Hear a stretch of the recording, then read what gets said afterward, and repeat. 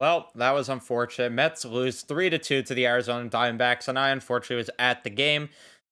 So I'm not happy at all in terms of that. Just the fact that I had to go through obviously getting there, which takes time, and then coming back. But at the end of the day, it is what it is. At least the Mets scored some runs because I was scared they were going to get shut out for most of this game. It did seem that way, but the Mets lose to the Diamondbacks, as I said, and it's just sad. It is just a sad loss. Another game that it was so winnable, but just God forbid the offense showed up and just some poor decisions being made throughout this game that cost to them, in my opinion. In my opinion, I don't like to be someone that blames the manager for every single thing, but there is something that you could blame him for in this game, in my opinion, at least. But before we dive into the action here, be sure to leave a like on the video if you do enjoy. Subscribe if you guys are new, especially if you're Met fans. We cover every single Met game here on the channel, and turn the notifications on so you know exactly when I upload.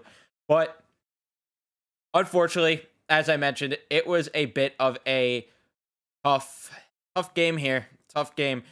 The first inning didn't have much. Cookie looked great though. Cookie was striking guys out left and right all game, and he looked great, especially in the first inning, getting two of the three batters to strike out.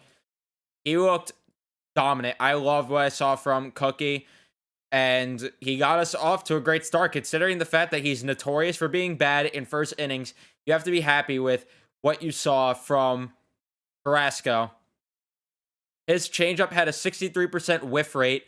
His four seam today had a 31% whiff rate, 22% on the slider, and he only threw two of the curveballs, no whiffs on either of those. But regardless, his whiff rate was at a total of 41%. He had 17 total whiffs in the entire game. He had a great game today. He had a great game.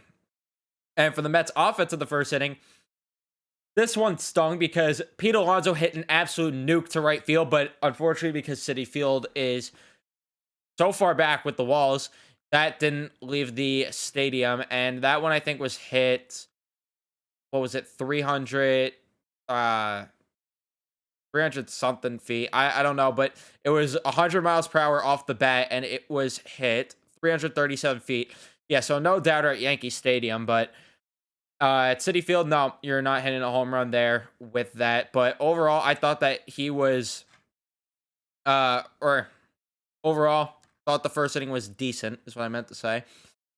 Second inning, you had some strikeouts here as well. Unfortunately, the first hit of the game was surrendered by Seth Beer, because of course it had to be Seth Beer, one of the guys on the Diamondbacks I actually like. And then it ended the inning with a fly out to left field. So overall, Cookie limiting the damage through two, which was nice to see. And the Mets got their first hit in the bottom half of that inning as Robinson Cano got a single to left field. But outside of that, the Mets couldn't do anything at all that inning, as the offense was lacking pretty much all day.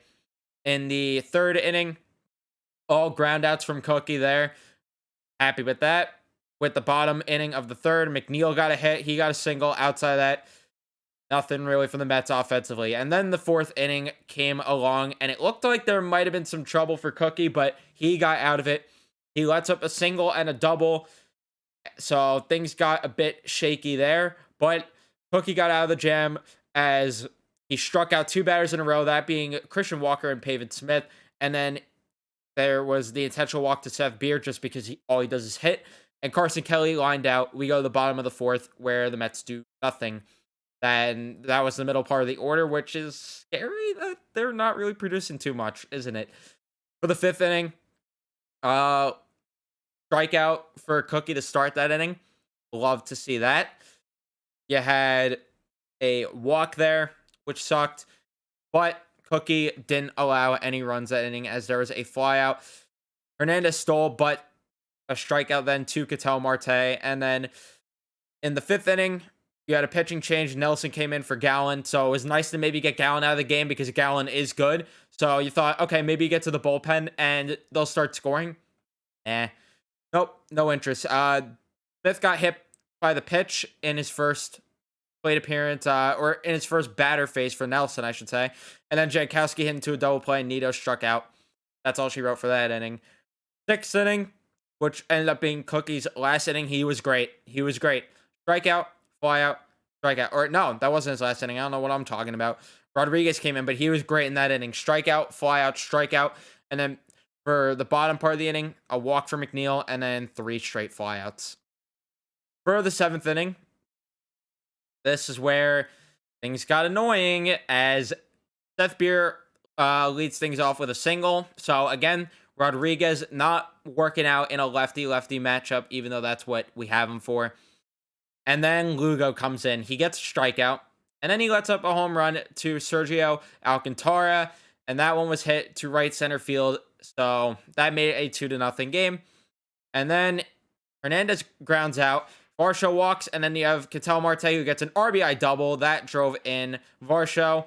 And we go to, then there was an injury delay, apparently. And then David Peralta struck out, and that ended the inning. Lugo got booed off the mound like crazy, and it sucked because that building was packed. It was ready to explode, but fortunately, we didn't have too much to explode about until really the 8th inning. But even then, it was underwhelming because the Mets did basically nothing offensively.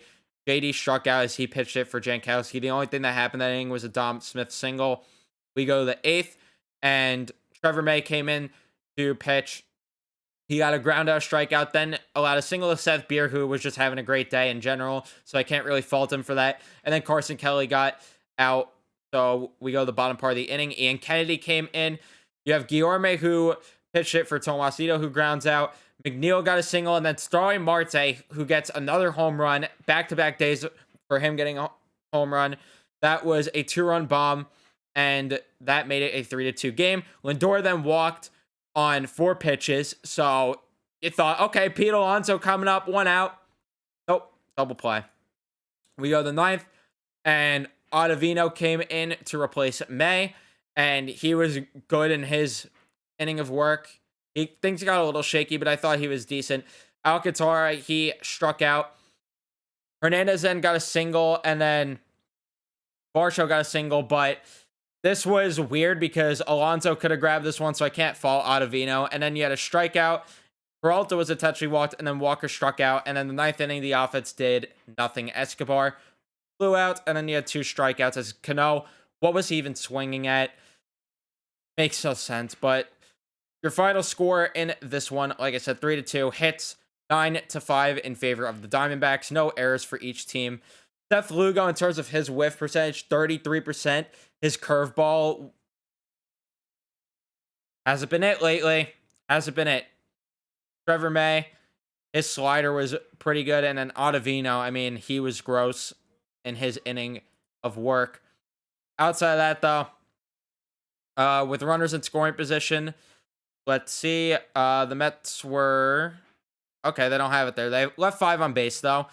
For the Diamondbacks, they left 10 on base. They were 0 for 7 with runners in scoring position. Did we even have a runner in scoring position? Is that what this is? So, yeah, it was bad. Cookie stat line, he only allowed 3 hits. He had 8 strikeouts, 2 walks. He was so good, and you wasted another gem from Carrasco. It pisses me off.